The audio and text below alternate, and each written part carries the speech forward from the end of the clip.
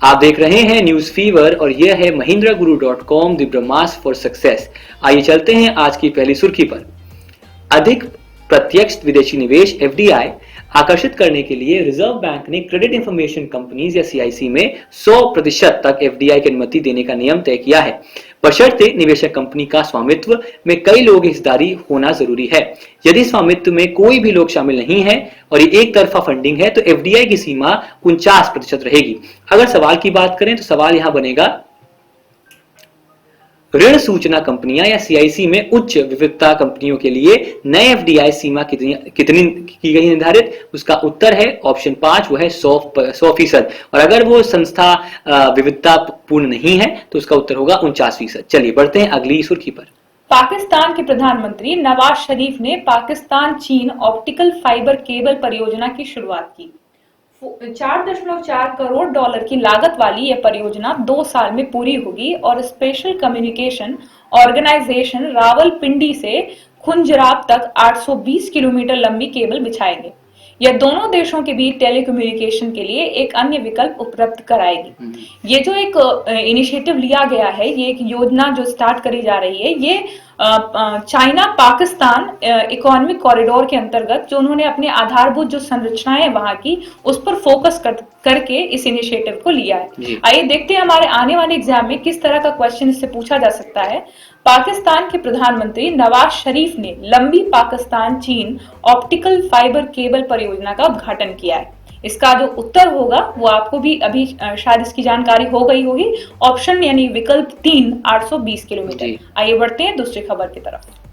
Google के CEO सुंदर पिचाई ने अपने नए products Google assistant, Google home और गूगल डुओ को पेश किया।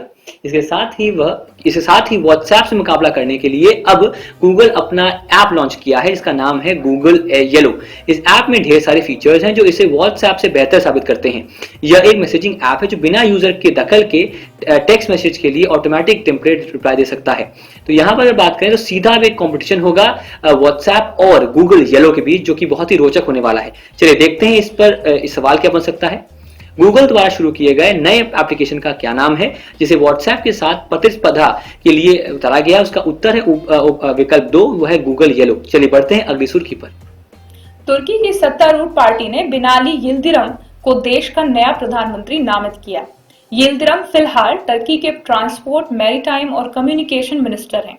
इस इंफॉर्मेशन से वैसे तो बहुत सारे क्वेश्चन बन सकते हैं क्योंकि हमारे एग्जाम बहुत ही पास हैं।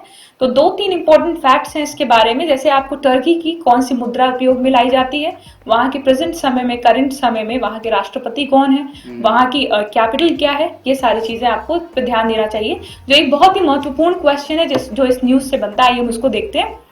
वो ये पूछा जा सकता है कि तुर्की के नए प्रधानमंत्री के रूप में किसे नियुक्त किया गया है? इसका उत्तर होगा ऑप्शन यानी विकल्प नंबर 1, बिनाली यिल्दिरम। आइए बढ़ते हैं दूसरी न्यूज की तरफ।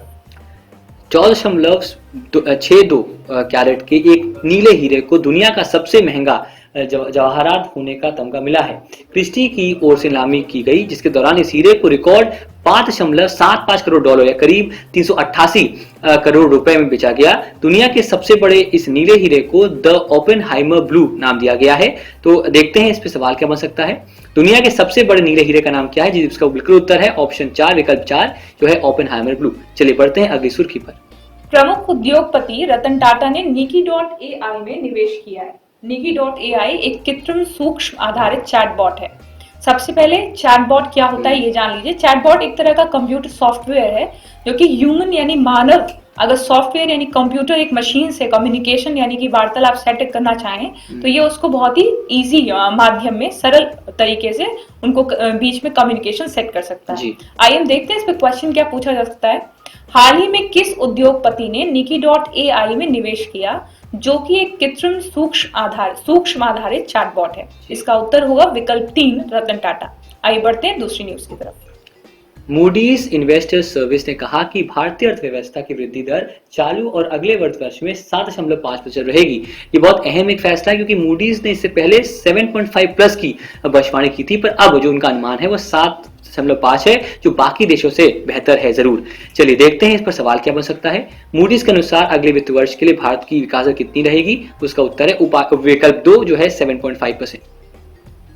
इसी के साथ आज का जो न्यूज फीवर उसे हम अंत करते हैं। जो खबरें हमने आज आपसे डिस्कस की, उन खबरों में महत्वपूर्ण खबरें जो हैं वो हमने पेश किया आपके सामने। करीब 7 से 8 होंगी। रतन टाटा ने जो निवेश किया है Nikkei.ai में, मूडीज का जो एक विकास दर का अनुमान है वो हो गया, या फिर जो तमाम और खबरें हैं, ओपनहाइमर ग्लू की बात कर लीजिए। तो हमें सब्सक्राइब करें, हमारे यूट्यूब चैनल है वहां पर। और आप सबको best wishes for the SBI clerk जो कल शुरू होने वाला है। उम्मीद करते हैं कि सबका भला हो, सबका सक्सेस हो, क्योंकि आपकी सफलता में ही हमारी सफलता है। धन्यवाद। धन्यवाद।